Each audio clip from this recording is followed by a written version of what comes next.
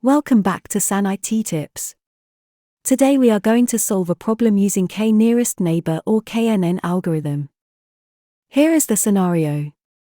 The restaurateur sells burger with optional flavors, pepper, ginger and chili. Every day this week you have tried a burger, A to E, and kept a record of which you liked. Using Hamming distance, show how the KNN classifier with majority voting would classify: pepper equals false, ginger equals true, chili equals true.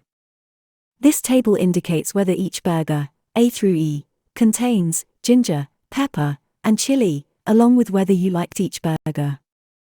Let's now solve the problem. Step 1.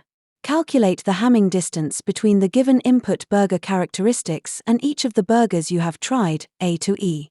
How to calculate the Hamming distance? Compare the features. For each data point in the dataset, compare each feature with the corresponding feature of the new data point. Count differences. Increment a counter for each feature that differs between the new data point and the current data point from the dataset. Record the Hamming distance. Once all features have been compared for a pair of points, the counter represents the Hamming distance between them. Record this value. For example, let's compute the Hamming distance between burger A and the new burger. The Hamming distance would be the number of features that differ between the two burgers. Here only one feature, that is pepper, has different values. The rest too has same values. Hence the Hamming distance between burger A and the new burger is 1. Let's now compute the Hamming distance between burger B and the new burger. In this case all three features have different values. Hence the Hamming distance is 3. Likewise compute the Hamming distance between all the burgers. Step 2. Arrange the burgers in ascending order of their Hamming distance from the input characteristics. A lower Hamming distance means the burger is more similar to the input burger.